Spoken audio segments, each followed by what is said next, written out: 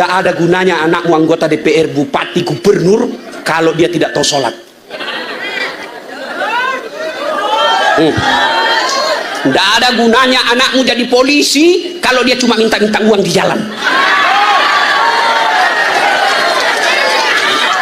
Tidak ada gunanya anakmu jadi anggota DPR kalau dia terpilih karena nyogok.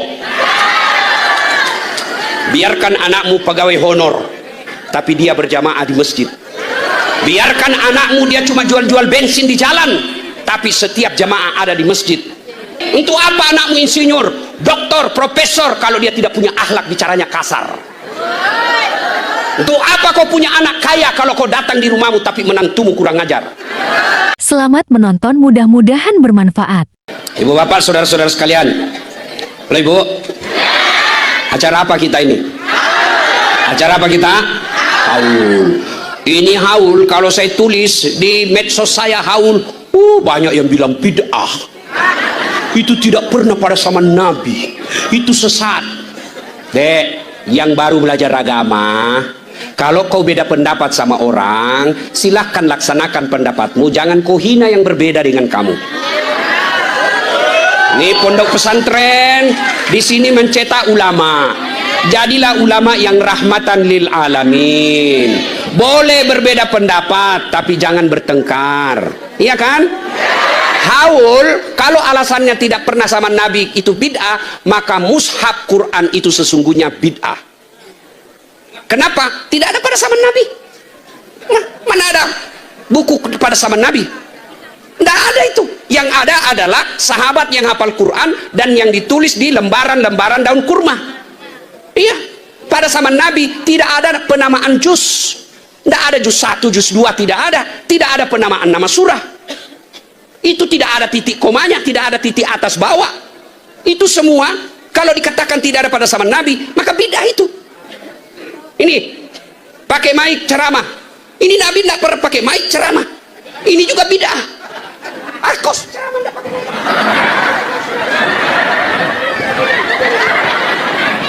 Maka yang baik, silahkan laksanakan keyakinanmu, tapi jangan kau hina orang yang berbeda denganmu. Tuan Guru, saya ini selalu dianggap ustadz tidak sunnah. Kan di medsos itu ada ustadz sunnah, saya cari namaku, tidak ada. Begitu saya cari ustadz tidak sunnah, nomor 13. Saya tanya, kenapa kau tuduh saya ustadz tidak sunnah? Dia bilang, buktinya kau tidak pelihara jenggot. Mau diapa kalau tidak mau tumbuh? Ya. Maka adik-adik, para ulama, adik-adik sekalian yang akan jadi pendakwah, jangan kau suka salahkan orang.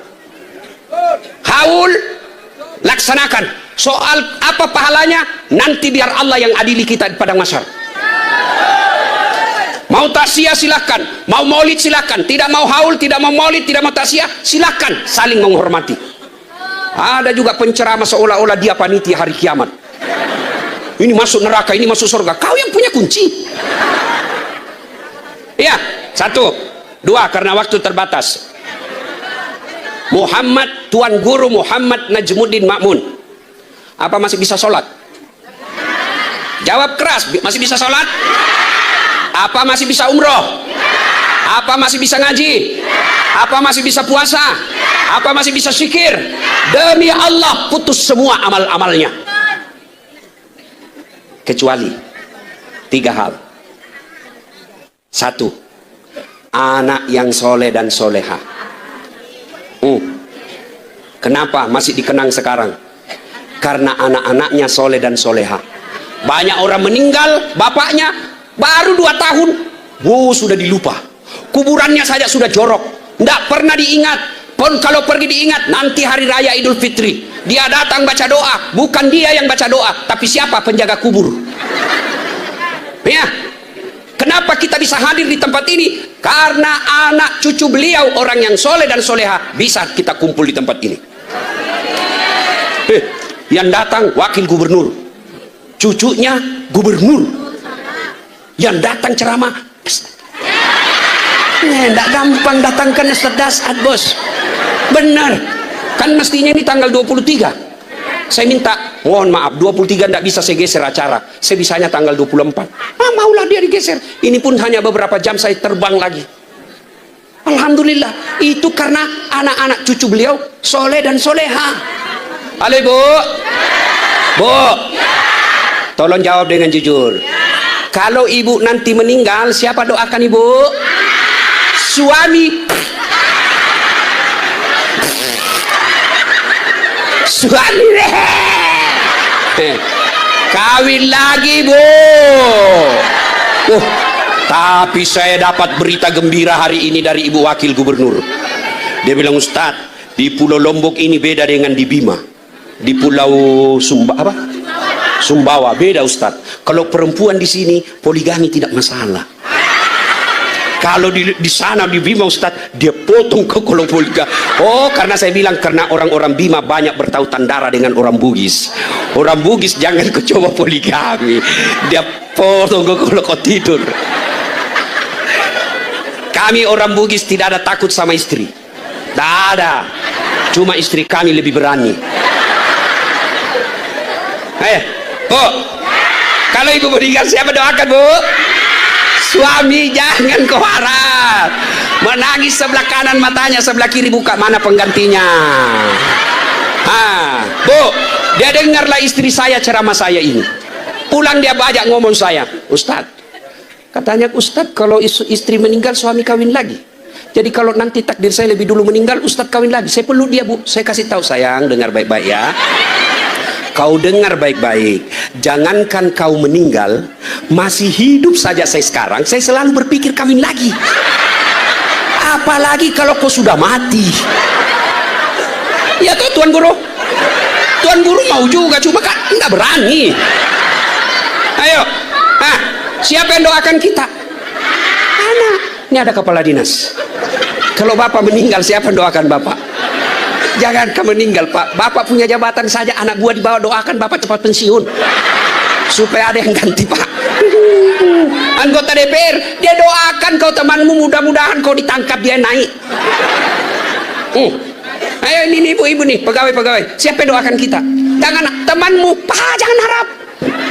Teman coba lihat di WhatsApp, kalau dia meninggal, apa dia doakan kita?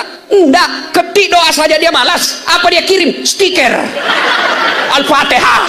Dia enggak baca Al-Fatihah itu. Kenapa tahu? Karena saya begitu. Iya. Maka siapa yang doakan kita? Anak. Alangkah bahagianya punya anak seperti tuan-tuan guru. Dengar tadi ada anak beliau yang dokter. Masya Allah. Ada yang wisadawan terbaik. Tidak ada gunanya anakmu anggota DPR, bupati, gubernur kalau dia tidak tahu sholat.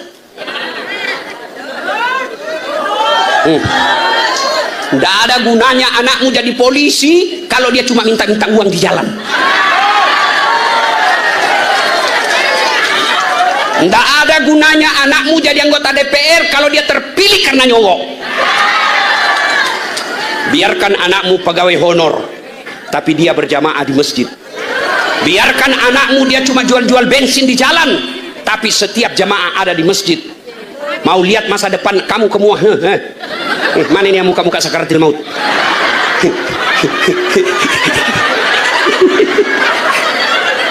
Ayo, Bapak Ibu mau tahu masa depan kita semua nih? Mau tahu masa depan kita dikubur? Bagaimana keadaan kita dikubur? Lihat anakmu sekarang. Kalau malam Jumat anakmu masih pegang surah Yasin, harapan. Kalau dia masih ada di pengajian-pengajian, tidak usah cemas. Tapi kalau anakmu handphone aja terus dia kerja, main game, oh dia kasih game over kau nanti dikubur. Bu,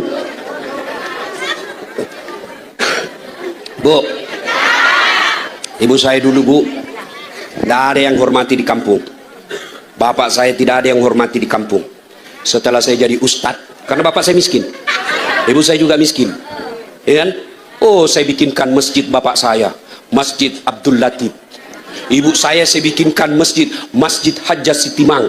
Setiap Ramadan nanti bu, di Metro TV setiap subuh pasti selalu disebut namanya Hajjah Sitimang. Kenapa? Karena saya ceramah di Masjid Hajjah Sitimang. Ya, coba bangga. Banyak orang kaya di kampung saya, tapi satu-satunya anak yang jemput ibunya pakai helikopter Dasat Latif. Maka saya doakan kalian anak-anak santri, kau belajar dengan baik, muliakan orang tuamu. Ibu-ibu, mau punya anak yang soleh dan soleha? Mau punya anak soleh dan soleha? Di sini tempatnya. Sekolahkan di pesantren.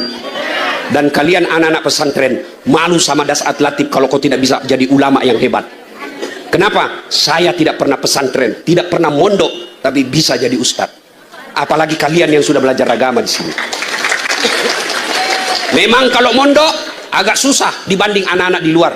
Dilarang pegang HP. Pagi-pagi belum masih enak tidur, dibangunkan sholat subuh. Harus menghafal, harus satu kamar banyak orang. Makan kita terbatas, tapi insya Allah akidahmu kuat, mentalmu kuat. Seperti sambutan Ibu Gubernur tadi, maka beliau katakan, di samping mereka dididik menjadi cerdas, mereka juga akan menjadi pemuda yang kuat akhlaknya. Akhlak ini yang penting kita miliki. Untuk apa anakmu insinyur, doktor, profesor kalau dia tidak punya akhlak, bicaranya kasar? Untuk apa kau punya anak kaya kalau kau datang di rumahmu tapi menantumu kurang ajar?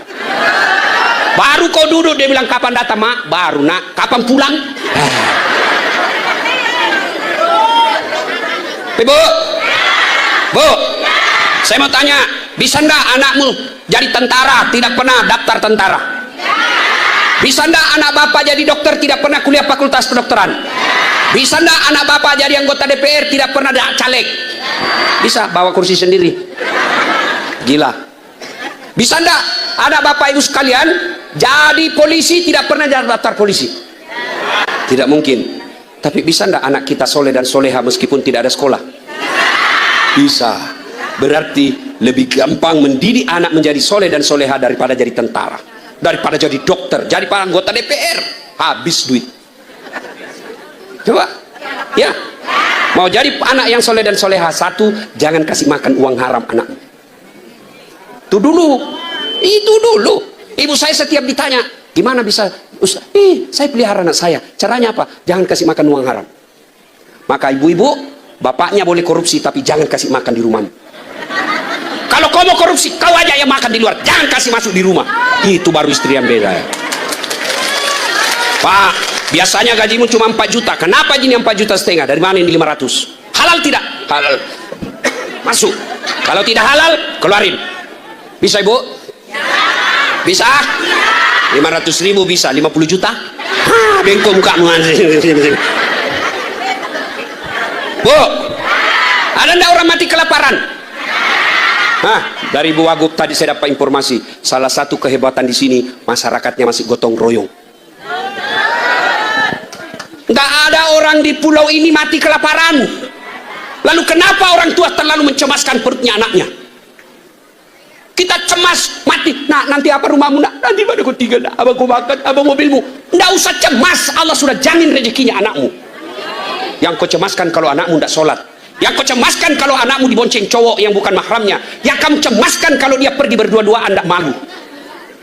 Itu yang perlu dicemaskan. Nggak usah cemas perut. Ibu, Pak, tahu cicak? Tahu cicak? Apa dia makan itu cicak? Nyamuk. Masuk akal enggak? Satu di dinding, satu terbang. Di mana ketemunya? Enggak ada bandaranya. Tapi apa kata lagu waktu kecil? Cicak-cicak di dinding, diam-diam merayap. Datang seekor nyamuk, nyamuk yang datang. Tidak dikatakan lagu cicak lompat ke nyamuk. Patah-patah kasihan. Allah sudah jamin rezekinya. Maka saudara-saudaraku, jangan pernah cemaskan isi perutnya anakmu, karena Allah sudah jamin. Yang kau cemaskan masa depan agama dan akhlaknya. Pesantrenlah tempatnya. Kirim anak kita ke pesantren. Adik-adik, kalau di pesantren jangan kau merasa hidup disisihkan dan dijauhkan dari keluarga. Tidak. Orang sekolah memang bersusah-susah dulu. Satu, almarhum masih mengalir pahalanya anak yang soleh dan soleh. Yang kedua, sedekatul jariyah. Sedekah. Sedekah. Ibu-ibu. Halo ibu. Yang banyak emasnya. Yang ada emasnya. Kalau ibu meninggal, siapa yang punya emasnya, Bu? Anak, bukan istri kedua. Daripada emasmu dipakai istri kedua, mending bawa di pesantren. bawa di pesantren. Iya, jangan terlalu pelit. Tidak ada orang bangkrut karena dermawan. Tidak ada orang hancur hartanya karena dia dermawan. Ibu-ibu jangan terlalu pelit. Kalau ibu meninggal, semua ditinggal. Kuburnya sempit. Dia akan menyesal di dalam kubur. Dia akan berkata, ya Allah, balikkan saya semenit saja untuk sholat, bukan untuk puasa, bukan. Saya hanya ingin berkata, seluruh hartaku saya sedekahkan fisabilillah. Itu penyesalan orang di kubur. Ramadan ibu sudah dekat. Sedekahlah. Sedekah nasi bungkus boleh. Ibu mampunya cuma 5 bungkus, bawa di masjid 5 bungkus buka puasa. Tulis, bungkus pertama Pak Imam, bungkus kedua muadzin, bungkus ketiga marbot, bungkus keempat remaja masjid, bungkus kelima MC. Lalu berdoa, ya Allah, mudah-mudahan besok saya bisa 10 bungkus. 10 bungkus bagi ibu yang susah hidupnya jauh lebih mudah, jauh lebih mulia di hadapan Allah daripada 100 bungkus dari bupati pakai uang anggaran APBD.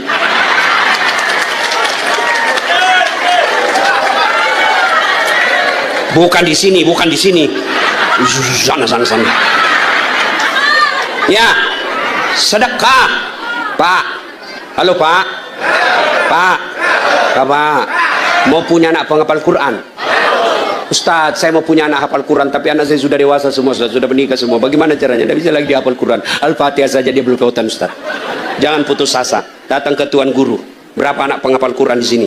Ada 200. Saya biayai 1 orang. Itu sama anak kandungmu di hadapan Allah. Dan demi Allah, Pak, orang yang sedekah bahagia hatinya. Karena masuk waktu asar. Yang ketiga, ilmu yang bermanfaat. Bapak, saudara-saudara sekalian, ketika mendapat dakwah di medsos, WhatsApp grup, kalau dia baik, sebarkan. Sama pahalanya Bapak penceramah.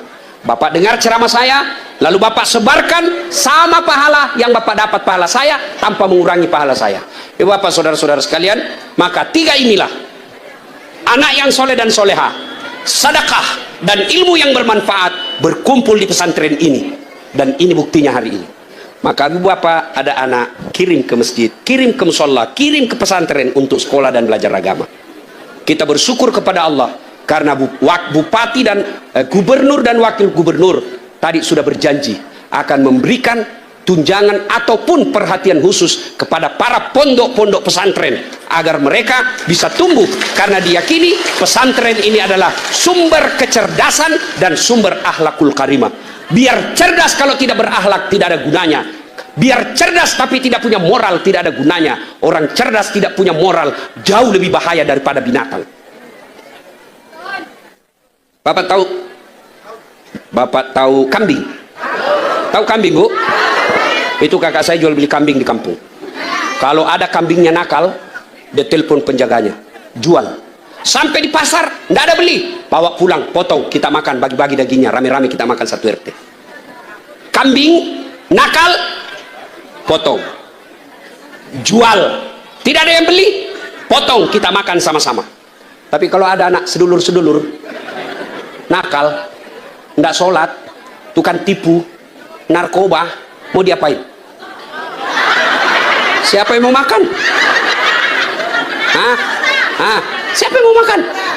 Jual. Siapa yang mau beli? Itulah makna dari Al-Quran mengatakan manusia kalau tidak punya moral lebih hina dari binatang. Maka agar anak turunan kita tidak menjadi hina sehina-hina seperti binatang, bawa mereka ke pesantren. Kepada para pejabat yang hadir di tempat ini, kita memberikan dukungan moral kepada beliau-beliau. Doakan panjang umur, selamat dalam memimpin kita. Tapi jangan lupa pondok pesantren harus dimajukan. Ingin rasanya berlama-lama, tapi waktu jualah yang membatasi kita. Saya ingin juga berpantun sebelum saya akhiri. Bilang cakep ya Bu ya. Dari mana datangnya cinta? Dari Facebook turun ke WA. Dari mana datangnya kecewa? Setelah terpilih ternyata berbeda. Untuk apa berkain batik kalaulah tidak berkain kebaya?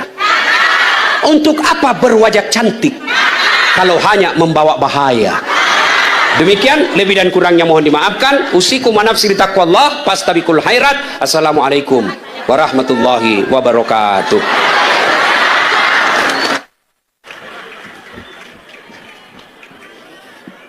Demikian para hadirin tausiah yang disampaikan oleh Al-Mukarram Al-Ustadz Dr. Haji Datsat Latif PhD. Mudah-mudahan kita dapat mengambil pelajaran. Selanjutnya kita ikuti doa bersama yang dalam hal ini akan dipimpin oleh Al-Mukarram Dr. Tuan Guru Haji Asnawi Abdul Manap MA.